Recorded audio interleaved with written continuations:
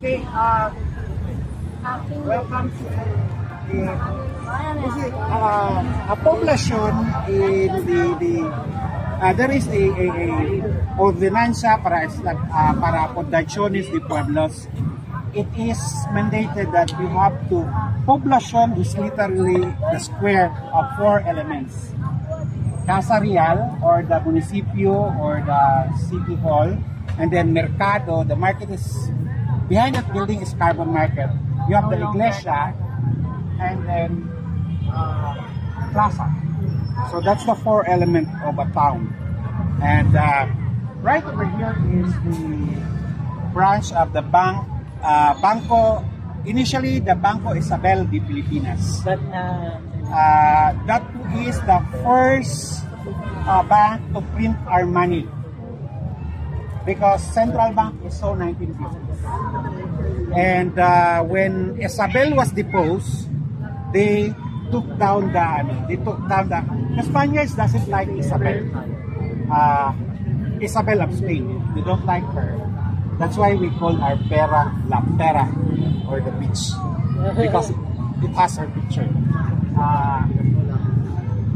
This old building is designed by a national artist, Juan Marcos Arellano. National artist for architecture, and if you look at the building, you can see his signature. On the grill, there's a anagram of his name, and it's a bank, an active bank, and a museum. Okay, let's move this way.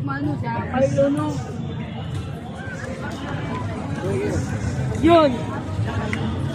Ayun na sila. Nauna na sila.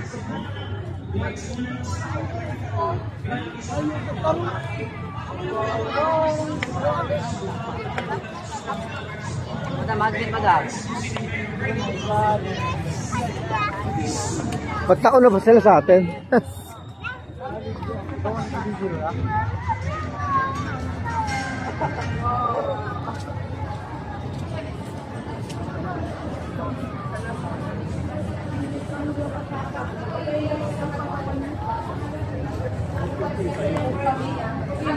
Yun.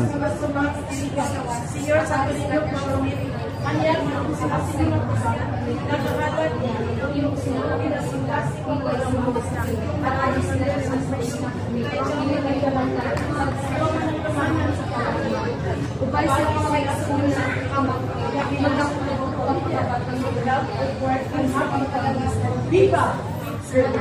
Ang samahan sa anak sa Diyos Espiritu Santo.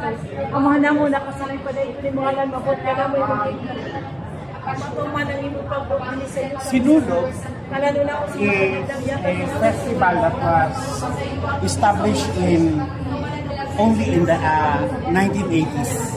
It's relatively younger than Dinagyang and Nagatihan, but it rooted from this practice.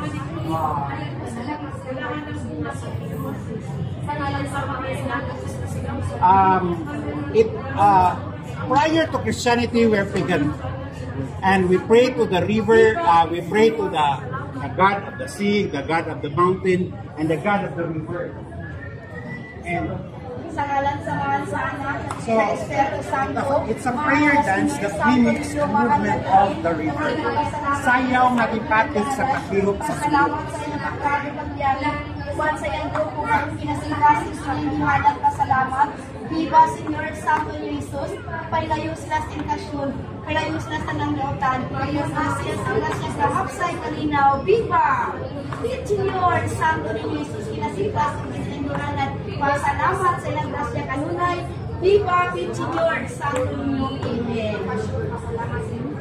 So that's why the dance of the Sidolo is always beautiful. And it's always 3 steps forward, because it's a stationary dance. That is where the Sidolo is.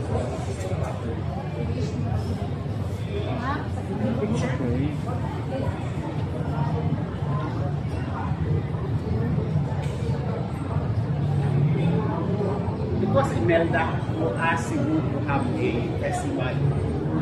Gawa naman kayo ng festival. So they built the festival from these humble vendors.